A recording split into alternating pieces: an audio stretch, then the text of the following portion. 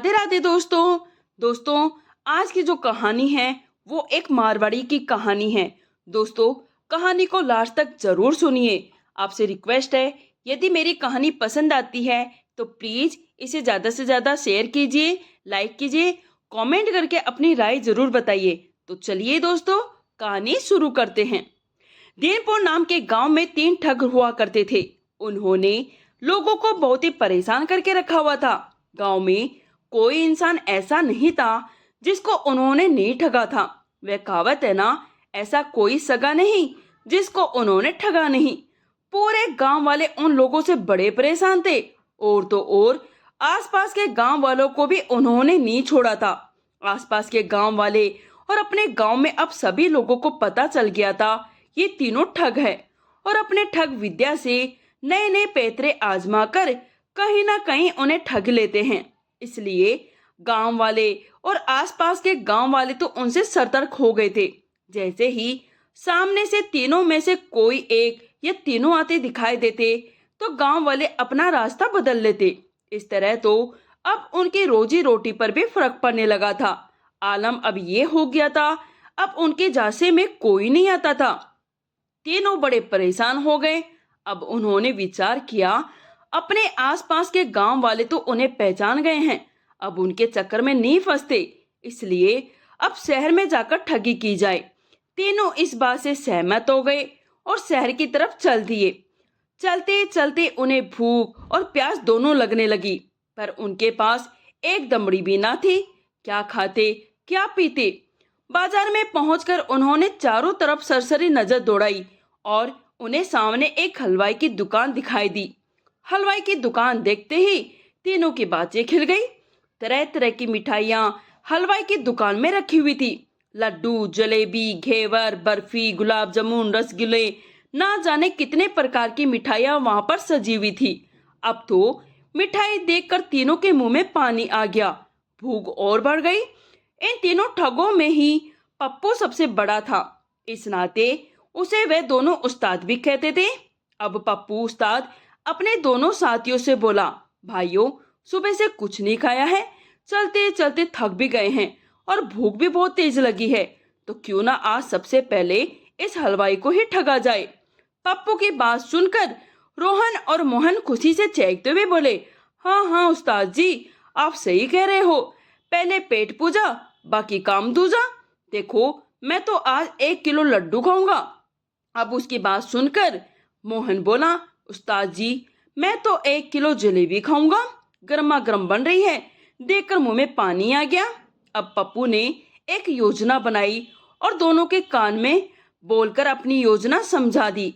अब योजना के तहत रोहन और मोहन दुकान के अंदर चले गए और जाकर बैठ गए। दुकान में ग्राहक को आया देखकर हलवाई और उसके पत्नी बड़े खुश हुए। दरअसल बात यह थी, दुकानदार हीरा राम बड़ा ही कंजूस स्वभाव का था और उसकी कंजूसी की वजह से ही उसकी दुकान पर ग्राहक धीरे धीरे कम हो गए। आज तो एक भी ग्राहक नहीं आया था। सुबह से दोनों पति पत्नी बैठे बस मक्खियां मार रहे थे। तभी दो दो ग्राहकों को देखकर हीरा राम बड़ा खुश हुआ और अपनी पत्नी से बोले, अरे भौरी, देख तो आज भगवान हम पर मेहरबान हो गए हैं, देख तो सही, एक साथ दो दो ग्राहक आए हैं। भौरी भी खुश होते हुए बोली, ऐसे ही खुश होते रहोगे, जाकर पूछो तो सही ग्राहक देवताओं को क्या चाहिए। हीरा राम ने अपनी मिठाइयों की तरफ अपनी जुबान पर भी चाशनी लगाते हुए बड़े प्यार से पूछा, भाया, कौन सी मिठाई तोल दूं?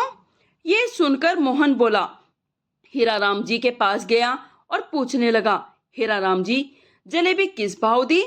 तो हीरा राम ने जलेबी का भाव बताया, 200 रुपए किलो। ये सुनकर मोहन ने कहा, ठीक है हीरा राम जी, 1 किलो जलेबी तोल दो। देखो, जलेबी गर्मा गर्म होनी चाहिए। हीरा राम ने अपने नौकर को आवाज लगाई और गर्मा गर्म जलेबी लेकर नौकर आ गया।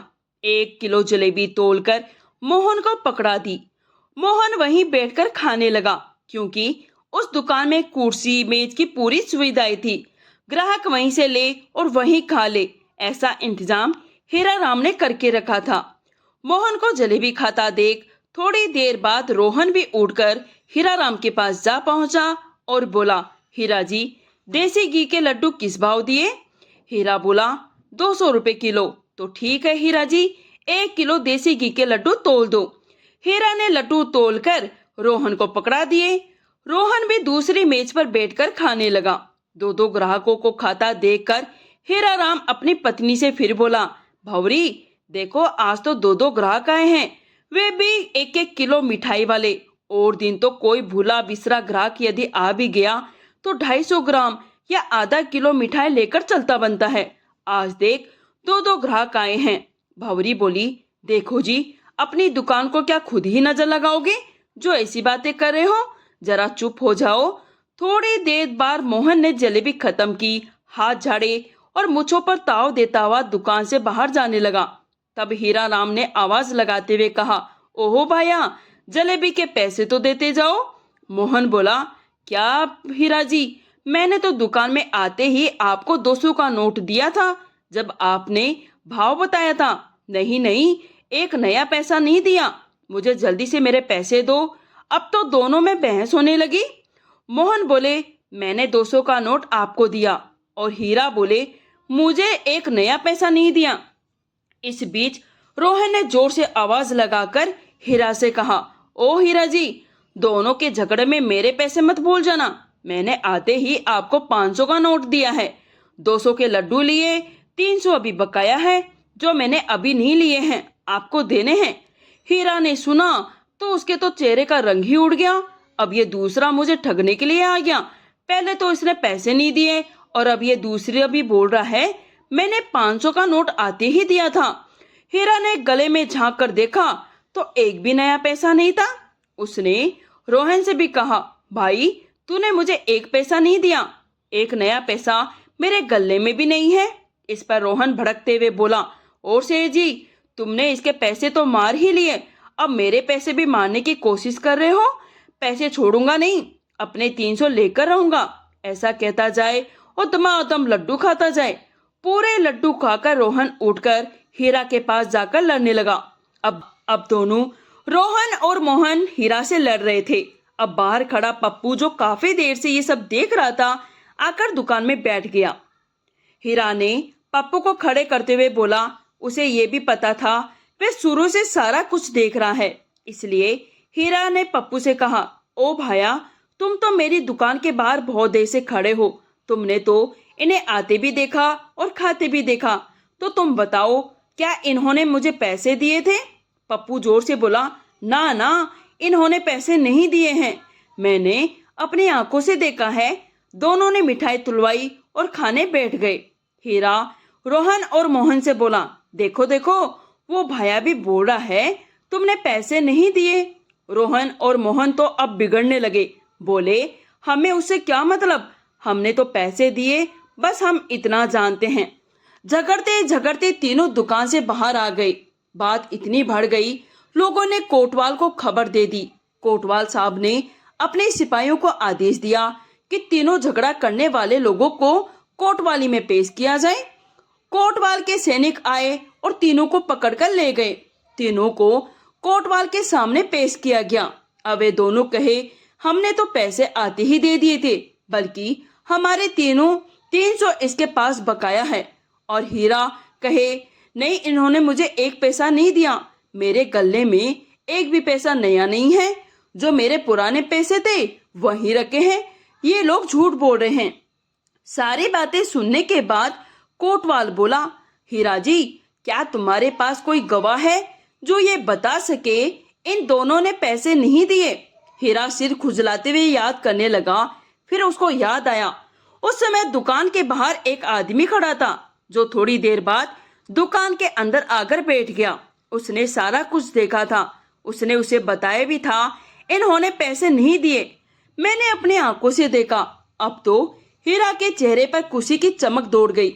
उसने कोतवाल साहब से कहा, कोतवाल साहब जी, उस समय मेरी दुकान के सामने एक और ग्राहक खड़ा था, जो थोड़ी देर बाद मेरी दुकान के अंदर आकर बैठ गया था। उसने भी देखा था इन्होंने पैसे नहीं दिए। उसने मुझसे कहा भी था, हीरा जी, मैं इनको शुरू से देख रहा हूँ, इन्होंने मिठाई तुलवाई और खाने बैठ गए, एक पैसा इन्होंने आपको नहीं दिया। कोतवाल ने कहा, तो ठीक है हीरा जी, शाम तक उस गुहा को कोतवाल में पेश करो। हीरा राम उल्टे पांव दौड़ता हुआ अपनी दुकान में पहुंचा। देखा पप्पू अभी भी दुकान में बैठा हुआ है। उसने पप्पू के हाथ पैर जोड़ते हुए कहा, भाया तुम मेरी गवाही दे दो, मैं मेरे पैसे मुझे मिल जाए। तुमने तो शुरू से आखिरी तक सारा कुछ देखा ही था। पप्पू बोला, हाँ हाँ हीरा जी, मैंने तो सारा कुछ देखा। सालों ने एक भी पैसा आपको नहीं दिया मिठाई का। हीरा बोला, तो चलो मेरे साथ कोतवाल के सामने। अब पप्पू कांपते हुए बोला, हीरा जी मैं चल तो देता, पर मुझे बड़ी जोर की ठंड लगी है, लगता है मुझे बुखार चढ़ गया है। हीरा ने जब पप्पू को छूकर देखा तो सोचने लगा, बुखार तो इसको नहीं है, पर हो सकता है बिन मौसम बुखार चढ़ गया हो, जो कि शरीर के अंदर ही हो, ताप बाहर नहीं आ रहा हो। उसने भौरी को आवाज लगाते हुए कहा, अरे भौरी जरा मेरी चादर तो लाना, जो मैंने कल ही मंगवाई है। बड़ी अच्छी चादर है, इस भाया को उड़ा दे, इसके शरीर में गर्मी आ जाएगी। और हाँ, गर्मा गर्म चाय भी बना दे, और उसमें पानी मत डालना, दूध में ही चाय पत्ती डाल दे। भौरी बोली और बड़ी परेशान, क्योंकि वह अपने कंजूस पति की आदत को जानती थी। जब भी कोई मेहमान घर में आता तो पहले तो हीरा राम बोल देता, अरे भौरी चाय बना लाओ। जब चाय बनाने बैठ जाती तो पीछे से गर्दन हिलाकर ना कर देता। अब भौरी असमझ में बैठी हुई थी, चाय बनाए या नहीं बनाए। जब उसने दोबारा हीरा राम की आवाज सुनी, अरे भौरी देर ना कर, जल्दी चाय बना दे, हमें कोतवाली भी जाना है। तब भौरी ने जाकर चाय बनाई। चाय का बड़ा कटोरा भर के वह पप्पू के पास लेकर आई, पप्पू को पीने के लिए दिया। पप्पू ने जैसे ही एक घुट चाय की पी, पप्पू को फंदा जैसा लगा। बोला, हीरा जी मैं खाली चाय को नहीं पीता, चाय के साथ मुझे कुछ चाहिए ही चाहिए। हीरा ने देसी घी के 4 लड्डू उठाकर और 4 जलेबी उठाकर पप्पू को पकड़ा दी। बोला, भाया इनके साथ जल्दी जल्दी चाय पियो और मेरे साथ कोतवाल चलो। अब पप्पू धीरे धीरे चाय की चुस्कियां ले रहा था, साथ में ही लड्डू और जलेबी के मजे भी ले रहा था। इधर इधर हीरा राम के तलवे जल रहे थे, ये जल्दी से खाए और मेरे साथ कोतवाली चले। थोड़ी देर बाद जब पप्पू ने लड्डू जलेबी और चाय खत्म कर ली तो मूंछों पर ताव देता हुआ बोला, हीरा जी अब मुझे ठीक लग रहा है, लगता है बुखार धीरे धीरे कम होता जा रहा है, चलो मैं तुम्हारे साथ चलने के लिए तैयार हूँ। हीरा राम पप्पू को लेकर फिर से कोतवाल पहुंच गए। कोतवाल के सामने खड़ा करके बोले, हुजूर यही है वो भाया जिन्होंने इन लोगों को शुरू से आखिरी तक बैठे देखा था। अब कोतवाल साहब ने जब पप्पू से पूछा, क्यों भाई तुमने देखा था इनको मुफ्त में मिठाई खाते हुए? तो पप्पू ने एकदम से अपने तेवर बदल लिए और बोला, नहीं कोतवाल साहब, मैंने तो इनको पैसे देते हुए देखा था। एक ने तो आते ही 200 का नोट दिया था और दूसरे ने 500 का नोट दिया था। हीरा जी बोले, 300 बाद में ले लेना जब मिठाई खाकर जाओ। अब हीरा के तो चेहरे का रंग सफेद हो गया। ये सुनकर उसने पप्पू से कहा, भाई ये क्या बोल रहे हो, तुमने तो मेरी गवाही देने के लिए कहा था। पप्पू बोला, जब तुम मुझे धमकाओगे, मारोगे, धमकी दोगे तो भला मैं डर के मारे और क्या बोलूंगा। देखो हुजूर, इसने मुझे डराया धमकाया, इसलिए मैं इसकी गवाही देने के लिए तैयार हो गया, पर अब आपके सामने मुझे काहे का डर। ये सुनते ही हीरा के चेहरे का रंग उड़ गया, उसके पैरों के नीचे से जमीन खिसकने लगी। अब वह समझ गया था ये तीनों मिले हुए हैं और तीनों ठग है। उसने पप्पू से हाथ जोड़ते हुए कहा, भैया क्यों झूठ बोल रहे हो, मैंने तो तुम्हें चाय लड्डू और जलेबी भी खिलाई है, उनके वास्ते तो सच बोल दो। अब पप्पू तपाक से फिर बोला, देखो हुजूर, अब इसने अपने मुंह से कबूल कर लिया है, इसने मुझे जलेबी लड्डू और चाय पिलाई है।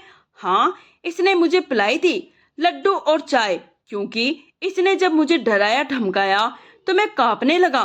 फिर इसने मुझे सहज करने के लिए चाय और लड्डू जलेबी भी खिलाई। ये सुनकर तो कोतवाल को बड़ा गुस्सा आया। वह हीरा के ऊपर गुस्सा करता हुआ बोला, ये तुम क्या अनाप शनाप बोले जा रहे हो, भले मानुस पर इल्जाम लगा रहे हो। पैसे नहीं दिए और दूसरे इंसान को डराकर गवाही दिला रहे हो। इतना सुनकर पप्पू बोला, हुजूर, इस हीरा का कोई भरोसा नहीं है। ये तो ये भी कह सकता है ये जो मैंने चादर ओढ़ रखी है ना, ये इसी ने मुझे दी है। इस पर हीरा बोला, हाँ तो ये चादर मेरी ही है, मैंने ही तुम्हें दी है जब तुम्हें ठंड लग रही थी। पप्पू अब कोतवाल की तरफ देखते हुए तपाक से बोला, देखा हुजूर, जो मैंने कहा था वह सच हो गया ना। ये एक नंबर का ठग है, मिठाई देकर लोगों से डबल पैसे वसूल करता है। तिगड़म लगाकर अब तो कोतवाल को बड़ा गुस्सा आया। कोतवाल ने हीरा को फटकारते हुए कहा, हीरा जी, चुपचाप से इनके 300 रुपए इन्हें वापस कर दो, नहीं तो उठाकर जेल में डाल दूंगा। तब तो हीरा भली भांति समझ गया था वह ठगों के चंगुल में फंस गया है। उसने चुपचाप 300 अपनी जेब से निकालकर रोहन को बढ़ा दिए और कोतवाल साहब से बिना अपराध की माफी मांगकर अपनी दुकान की तरफ चल दिया। अब तीनों पीछे से बोले, हीरा जी, कैसी रही? मिठाई भी खाई, पैसे भी लिए और चादर भी ले ली। हीरा सुनकर भी कुछ ना बोला। हीरा ने अब तक जितनी कंजूसी करके इकट्ठा किया था, आज थोड़ी सी ही देर में सारा निकल गया। दोस्तों, कहानी यहीं पर समाप्त होती है। आज की हमारी कहानी आप सबको कैसी लगी, प्लीज कमेंट करके जरूर बताइए। कहानी यदि थोड़ी सी भी अच्छी लगी है तो प्लीज एक लाइक कर दे। चैनल पर पहली बार आए हैं तो प्लीज चैनल को सब्सक्राइब जरूर करें। कहानी सुनने के लिए आप सभी का धन्यवाद।